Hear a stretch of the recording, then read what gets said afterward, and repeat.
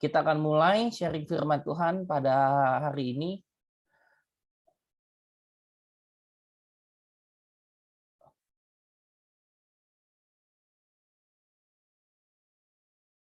Sudah muncul di layar kalian?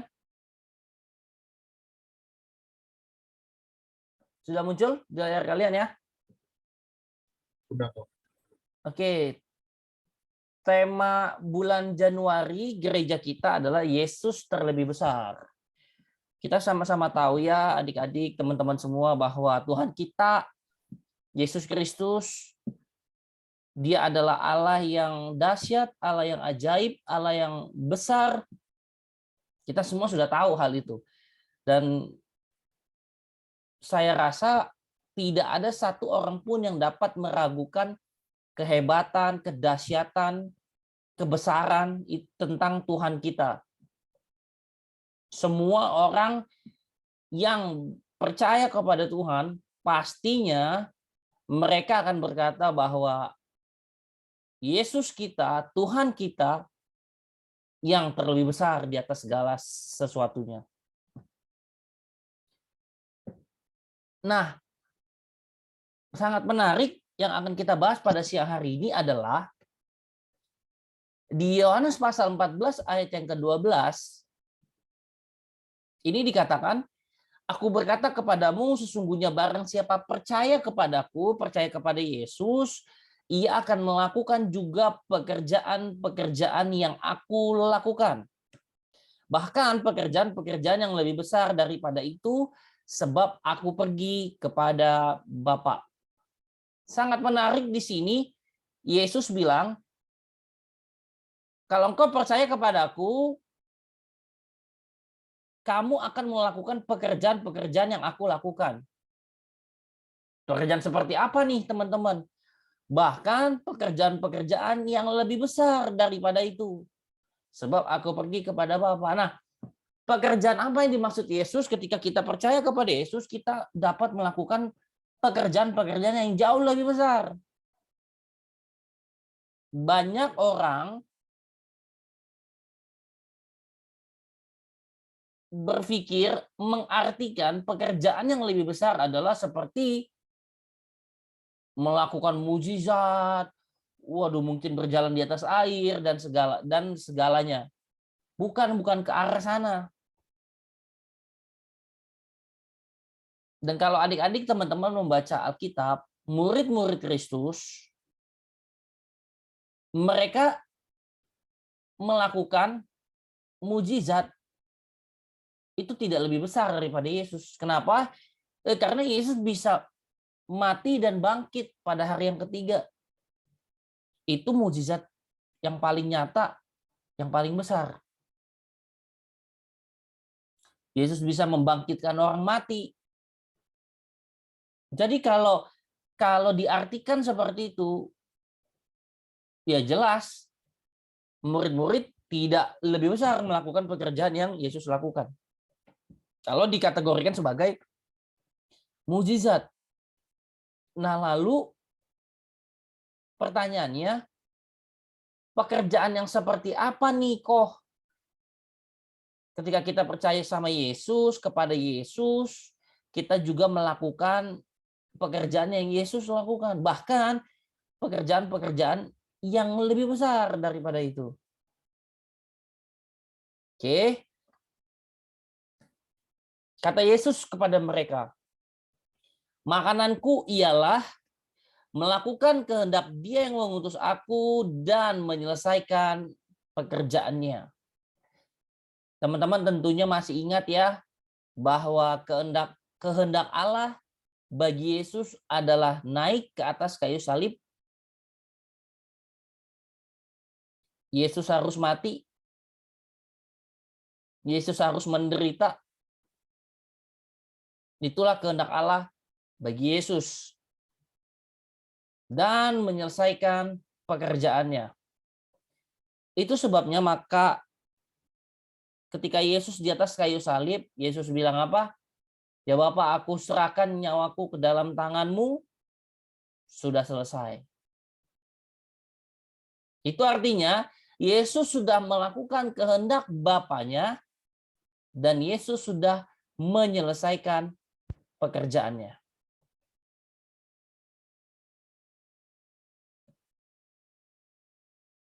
Kita harus percaya kepadanya. Tadi kan barang siapa percaya kepadaku, ia juga akan melakukan pekerjaan-pekerjaan yang aku lakukan. So yang pertama kita harus tahu, adik-adik, teman-teman, adalah kita harus percaya kepadanya. Bekerjalah bukan untuk makanan yang akan dapat binasa, melainkan untuk makanan yang bertahan sampai kepada hidup yang kekal, yang akan diberikan Anak Manusia kepadamu. Sebab dialah yang disahkan oleh Bapa Allah dengan materainya. Lalu kata mereka kepadanya, apakah yang harus kami perbuat supaya kami mengerjakan pekerjaan yang dikehendaki Allah? Jawab Yesus kepada mereka, inilah pekerjaan yang dikehendaki Allah, yaitu hendaklah kamu percaya kepada Dia yang telah diutus Allah.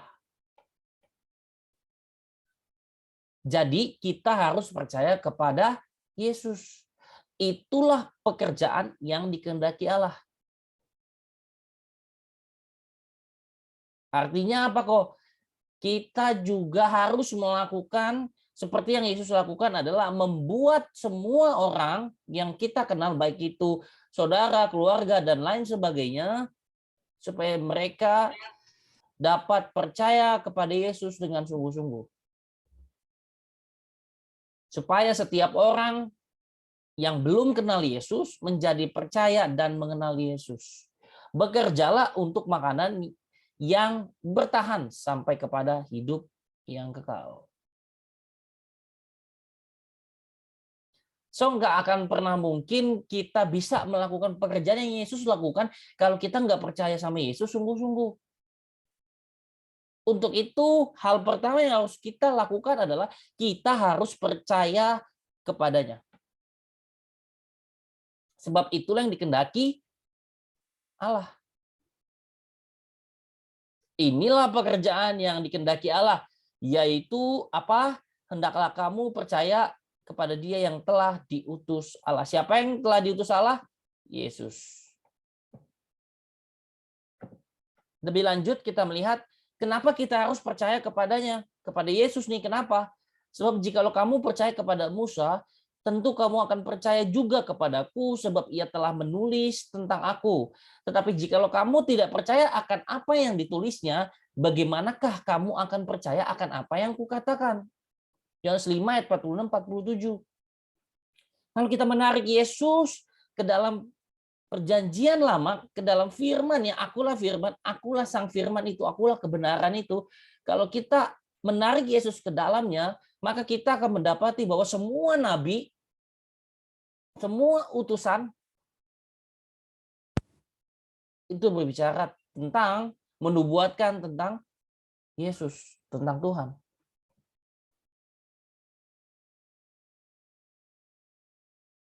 So kalau kita nggak percaya sebagai anak Tuhan, kita mau lakukan apa? Apa yang harus kita katakan? Kita aja nggak percaya sama Yesus. Maka dari itu, sekali lagi teman-teman, kita harus percaya kepadanya. Sebab baik perjanjian lama maupun perjanjian baru itu menceritakan tentang Yesus. Perjanjian lama adalah masa persiapan menubuatkan tentang kelahiran juru selamat. Nanti dia akan datang ke dunia, dia akan lahir ke dunia. Nah, perjanjian baru itu penggenapannya, Yesus datang ke dunia. Semua yang dinubuatkan dalam kitab para nabi digenapi di perjanjian baru, yaitu dengan kelahiran Yesus.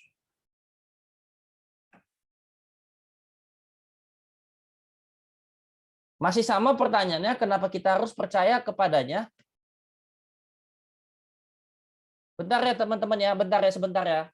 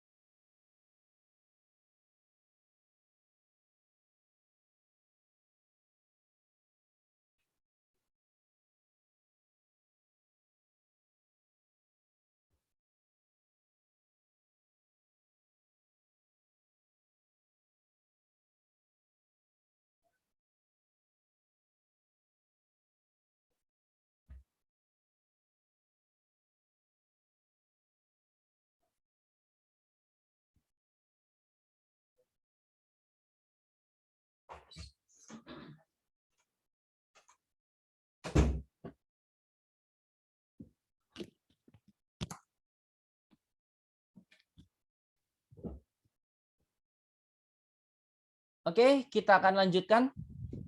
Kenapa kita harus percaya kepadanya? Maka katanya kepada orang-orang Yahudi yang percaya kepadanya, jikalau kamu tetap dalam firman-Ku, kamu benar-benar murid-Ku. Dan kamu akan mengetahui kebenaran, dan kebenaran itu akan memerdekakan kamu.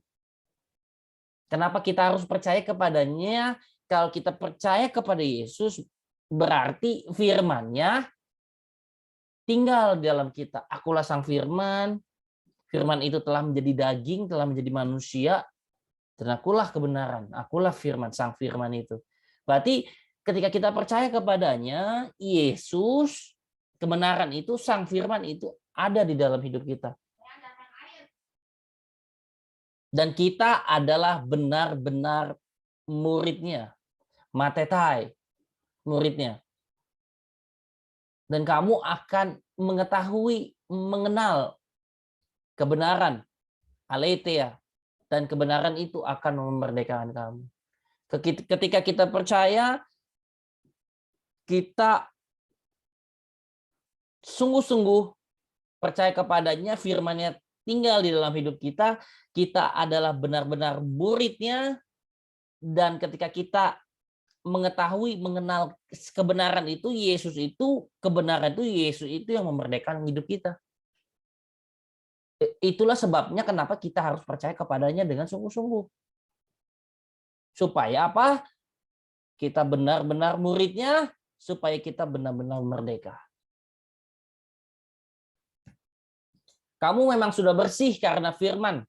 Logon yang telah kukatakan kepadamu, kita dibersihkan oleh firman.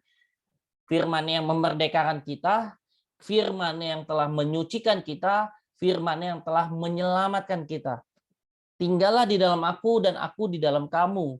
Sama seperti ranting tidak dapat berbuah dari dirinya sendiri, kalau ia tidak tinggal pada pokok anggur, demikian juga kamu tidak berbuah, jikalau kamu tidak tinggal di dalam aku.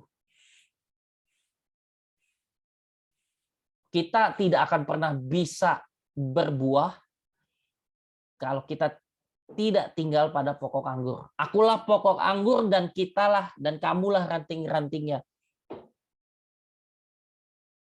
Sebab di luar aku kamu tidak bisa berbuat apa-apa. So nggak ada jalan lain teman-teman, adik-adik semua. Kita harus tinggal di dalam Yesus, kita harus percaya kepadanya, supaya kita benar-benar merdeka, supaya kita dibersihkan oleh firman, dan akhirnya kita bisa berbuah.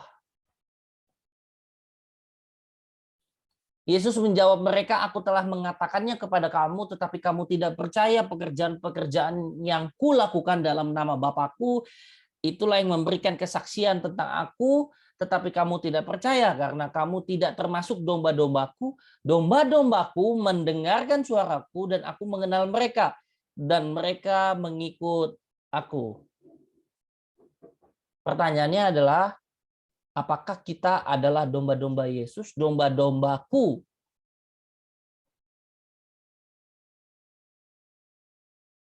Domba-dombaku mendengarkan suaraku, dan aku mengenal mereka, dan mereka mengikut aku. Pastikan teman-teman semua, adik-adik semua adalah domba-dombanya Yesus, yang mengenal, yang mendengar, dan mengikut Yesus. Sehingga ketika kita mengikuti Sang Gembala Agung itu, yaitu Yesus Kristus Tuhan, kita tidak akan salah jalan. Kita sudah pasti akan mengikuti apa yang gembala kita lakukan.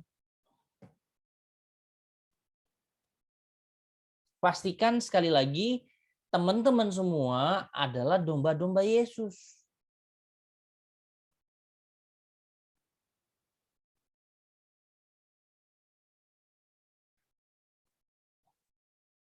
Jikalau aku tidak melakukan pekerjaan-pekerjaan Bapakku, janganlah percaya kepadaku. Tetapi jikalau aku melakukannya dan kamu tidak mau percaya kepadaku, percayalah akan pekerjaan-pekerjaan itu, supaya kamu boleh mengetahui dan mengerti bahwa Bapa di dalam aku dan aku di dalam Bapa. Ini Yesus bilang, ini perkataan Yesus bilang kepada kita bahwa kita harus percaya kepada Yesus supaya kita mengetahui dan mengerti bahwa Bapa di dalam aku dan aku di dalam Bapa. Supaya kita, sekali lagi teman-teman, hal yang pertama adalah kita harus percaya kepadanya. Yang kedua, pekerjaan seperti apa sih yang Yesus lakukan dan kita pun harus melakukannya. Bahkan pekerjaan yang jauh lebih besar. Tadi pekerjaan yang dikehendaki Allah kita sama-sama sudah tahu bahwa kita harus membuat semua orang dapat mengenal, dapat percaya kepada Yesus. Itulah yang dikehendaki Allah dan kita harus juga melakukannya.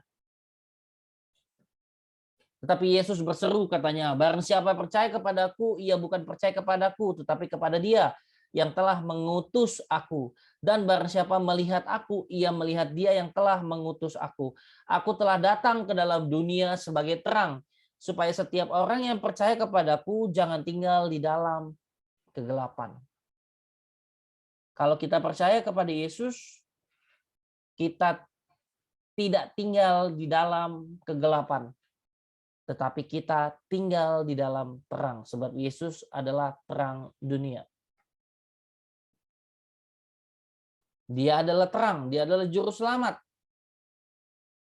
Dan dia mau setiap orang yang percaya kepadanya tidak tinggal di dalam kegelapan. Kita sudah ditarik dari kegelapan menuju terangnya yang ajaib. Kitalah eklesianya Tuhan. Kita adalah domba-dombanya Yesus. Supaya apa? Supaya kita menjadi anak-anak terang. Terang dunia buat orang lain. Memang dahulu kamu adalah kegelapan, skotos. Tapi sekarang kamu adalah terang di dalam Tuhan. Sebab itu hiduplah sebagai anak-anak terang. Karena terang hanya berbuahkan kebaikan dan keadilan dan kebenaran. Dan ujilah apa yang berkenan kepada Tuhan.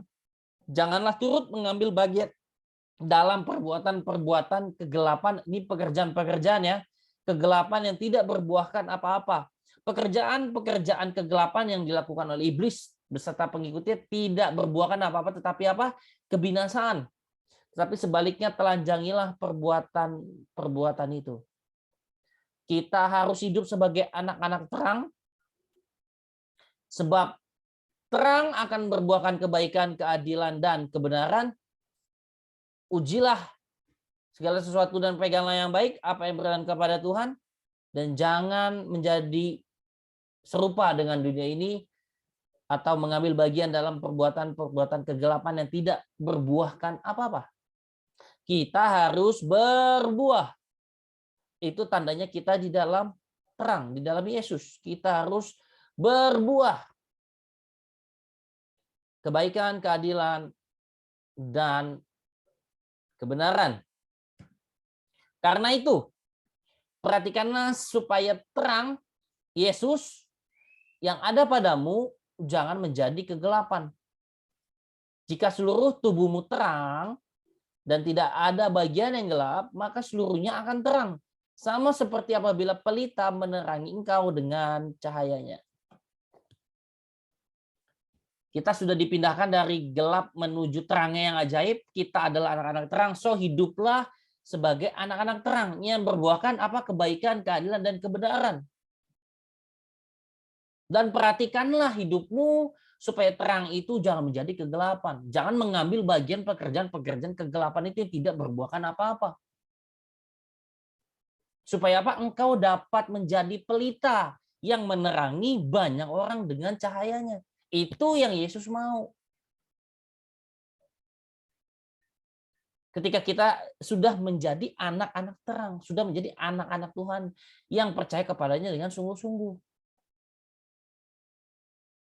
Firman Tuhan sangat jelas sekali adik-adik buat kita semua pada siang hari ini adalah kita harus memperhatikan hidup kita. Kita sudah memasuki tahun yang baru di tahun 2022. Kita harus lebih baik lagi hidup kita kepada Tuhan, semakin cinta kepada Tuhan, semakin cinta firman-Nya, semakin kita mau semakin dewasa di dalam Tuhan, takut akan Tuhan, supaya kita melakukan pekerjaan-pekerjaan yang Yesus lakukan.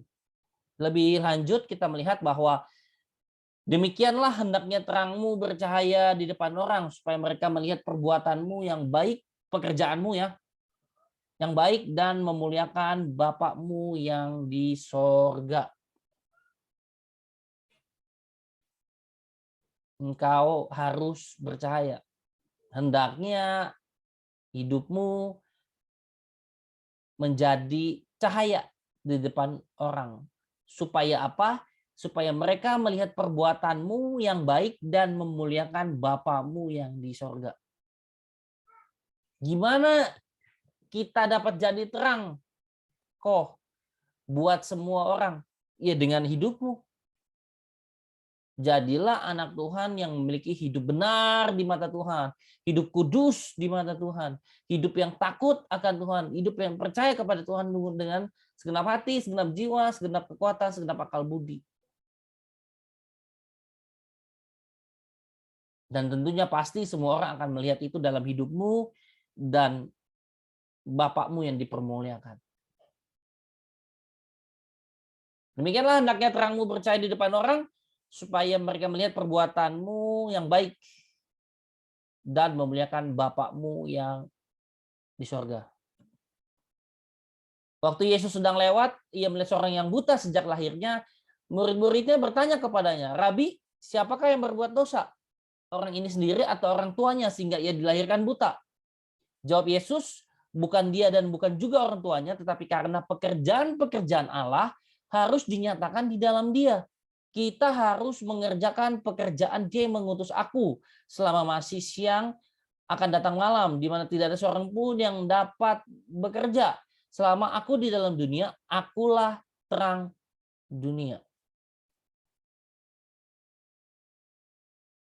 Murid-muridnya bertanya nih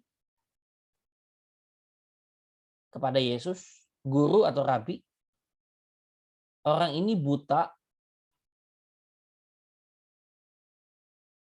Apakah sejak dilahirkan dia buta atau orang ini berbuat dosa?" Jawab Yesus, "Bukan dia dan bukan juga orang tuanya. Tapi karena pekerjaan-pekerjaan Allah harus dinyatakan, harus dilakukan, terjadi di dalam dia. Dan kita harus mengerjakan pekerjaan yang mengutus aku." Sekali lagi, pekerjaan yang dikehendaki Allah adalah membuat semua orang percaya kepada Yesus. Sebab Yesus adalah terang dunia. Maka Yesus menjawab mereka, katanya, "Aku berkata kepadamu, sungguhnya anak tidak dapat mengerjakan sesuatu dari dirinya sendiri, jikalau tidak ia melihat Bapa mengerjakannya.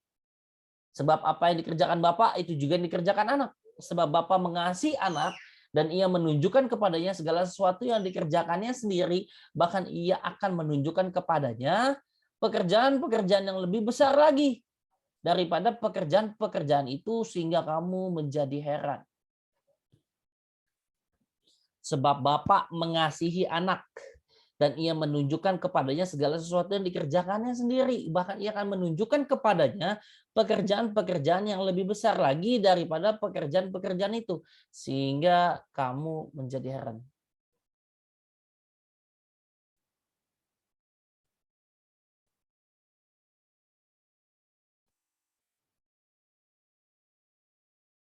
Ingat ya, adik-adik, Yesus melayani selama 3,5 tahun, dan puncaknya dia menang atas maut, dia bangkit pada hari yang ketiga setelah melalui kematian di atas kayu salib yang sangat-sangat menderita. Dan ketika dia bangkit, semua orang menjadi heran, bahkan ahli Farisi dan ahli Taurat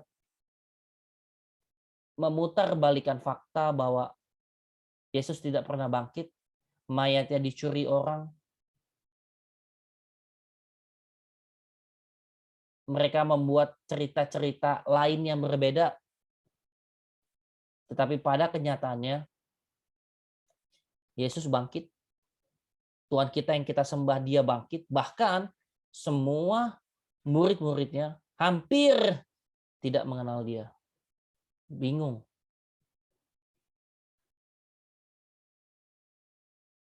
Makanya Yesus bilang, "Hei Thomas, engkau lihat sendiri lubang di tanganku dan lambungku yang tertikam. Berbahagialah engkau yang percaya namun tidak melihat." Semua orang menjadi heran. So kita yang percaya, adik-adik semua, kita akan melakukan pekerjaan-pekerjaan yang jauh lebih besar. Kenapa? Karena kita masih punya kesempatan yang panjang selama kehidupan kita. Untuk apa? Untuk dapat membuat semua banyak orang mengenal dan percaya kepada Yesus. Bahkan pekerjaan-pekerjaan yang jauh lebih besar daripada itu. Sebab sama seperti Bapa membangkitkan orang mati dan menghidupkannya, demikian juga Anak menghidupkan barang siapa yang dikehendakinya. Tapi aku mempunyai suatu kesaksian yang lebih penting daripada kesaksian Yohanes, yaitu segala pekerjaan yang diserahkan Bapa kepadaku supaya aku melaksanakannya. Pekerjaan itu juga yang kukerjakan sekarang, dan itu yang memberi kesaksian tentang aku. Bahwa Bapa yang mengutus aku. Simpulan, pada siang hari ini ya teman-teman, kita sudah membahas di awal sesi pertama ini, pertemuan kita yang pertama ini di tahun 2022 tanggal 2 Januari. Yang pertama, Yesus datang untuk melakukan kehendak Bapa dan menyelesaikan pekerjaannya, yaitu kehendak Bapanya. Yesus harus naik ke atas kayu salib, minum cawan, dan menyelesaikan pekerjaannya untuk membuat semua orang percaya kepada dia. Itu yang pertama. Yang kedua, pekerjaan yang dikehendaki Tuhan yaitu percaya kepada dia. So, firman-Nya bilang kita juga akan melakukan pekerjaan-pekerjaan yang Yesus lakukan. Kalau yang Yesus lakukan adalah menarik semua orang percaya kepada dia yang telah diutus oleh Bapa, kita pun harus melakukan pekerjaan yang dikehendaki Tuhan, yaitu apa? Membuat semua orang menjadi percaya kepada dia. Kalau kita domba-dombanya Yesus, kalau kita benar-benar muridnya, kalau kita sudah benar-benar dimerdekakan oleh Yesus.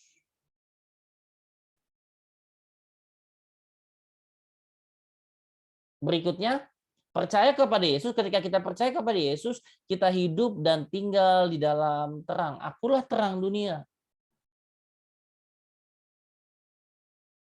Dan ketika kita percaya kepadanya, kita menjadi anak-anak terang dan kita hidup di dalam terang itu.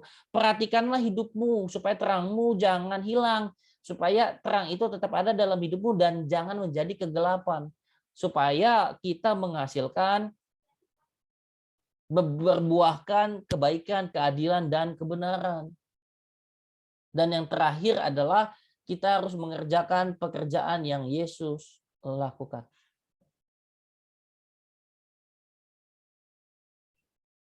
Itu saja dari Koko, adik-adik atau teman-teman semua. Kita sama-sama belajar bahwa di awal ini, di part pertama ini, bahwa pekerjaan-pekerjaan yang lebih besar yang harus kita lakukan adalah membuat semua orang percaya kepada Yesus. Itu tugas kita, itulah yang Tuhan perintahkan buat kita supaya terang kita bercahaya di depan banyak orang sehingga mempermuliakan nama Bapamu yang di sorga. So pekerjaan Yesus seperti apa yang berikutnya nanti kita akan bahas di minggu yang akan datang. Kita akan pelan-pelan step by step untuk sampai ke sana. Tapi di pertemuan pertama ini, ya kesimpulannya itu doang yang tadi kita akan bahas supaya kalian nggak akan pusing. Aku juga akan menjelaskan secara sederhana, singkat, padat, dan jelas supaya adik-adik atau teman-teman semua dapat mengerti. Oke, sekian dari Koko, itu saja. Terima kasih.